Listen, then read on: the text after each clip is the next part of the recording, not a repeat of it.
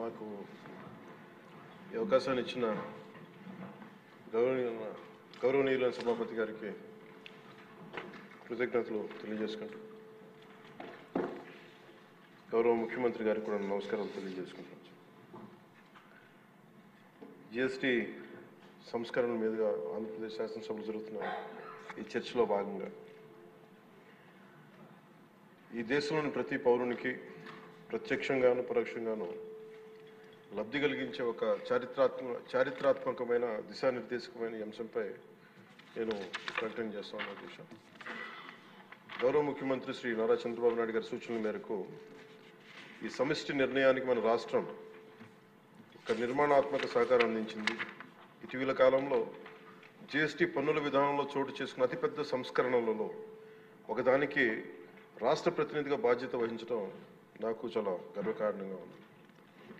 గౌరవ ప్రధానమంత్రి శ్రీ నరేంద్ర మోదీ గారు 2025 ఆగస్టు 15న 79వ స్వాతంత్ర దినోత్సవ సందర్భంగా ఎర్రకోట నుండి చేసిన జిఎస్టీ 2.0 సంస్కరణల చారిత్రాత్మక ప్రకటన దేశ ప్రగతికి బాటలు వేస్తూ ఉంది.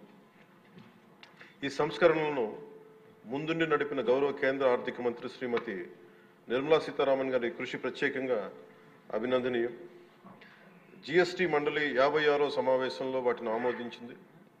గౌరవ ముఖ్యమంత్రి శ్రీ నారా చంద్రబాబు నాయుడు గారి రాష్ట్ర ఆదాయాలకు ప్రత్యేకించి అనేక సందర్భాల్లో ముఖ్యంగా జిఎస్టీ వచ్చిన తర్వాత గౌరవ ముఖ్యమంత్రి గారు ఒక సందర్భంలో అన్న మాటలు రాష్ట్ర ఆదాయాలకి నష్టం కలుగుతున్నప్పటికీ కూడా సామాన్యుల ప్రయోజనాల కోసం విధానాన్ని మనం బలంగా సమర్థించాలని చెప్పి ఈరోజు వారు కూడా దీన్ని బలంగా సమర్థించారు. అధ్యక్ష, దాన్ని ఎందుకంటే మనకి ఆర్థిక ఆటుపోట్లని చూస్తూ కూడా వచ్చే ఆదాయం తగ్గిపోతున్న జిఎస్టీ సంస్కరణల వల్ల, కానీ దాన్ని ఇంకొకలాగా దాన్ని ఎలా పూడ్చుకోవాలని తెలిసి ఆయన ముందుండి దీన్ని మద్దతు తెలిపినందుకు వారికి నా కృతజ్ఞతలు తెలియజేస్తాను.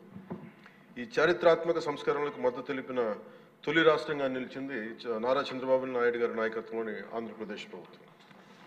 జిఎస్టీ పన్నుల విధానాన్ని సులభతరం చేయడం ద్వారా సాధారణ ప్రజలకు ప్రత్యక్ష లాభాన్ని చేకూర్చి వ్యాపారులపై పన్నుల భారాన్ని తగ్గించి పన్ను వ్యవస్థలో పారదర్శకతను పెంచుతోంది.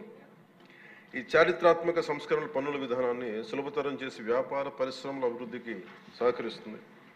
ప్రజల పొదుపును పెంచి కొనుగోలు శక్తిని పెంపొందించడానికి, కొత్త పెట్టుబడులను ఆకర్షించి దేశాన్ని స్థిరమైన వృద్ధి మార్గంలో నిలపడానికి దోహదపడుతుంది. జిఎస్టీ రేట్ల సరళీకరణ ద్వారా ప్రజలు అధికంగా ఉపయోగించే వస్తువులు సేవలకు డిమాండ్ పెంచి ఉత్పత్తిని విస్తరించి కొత్త పెట్టుబడులను ప్రోత్సహిస్తుంది.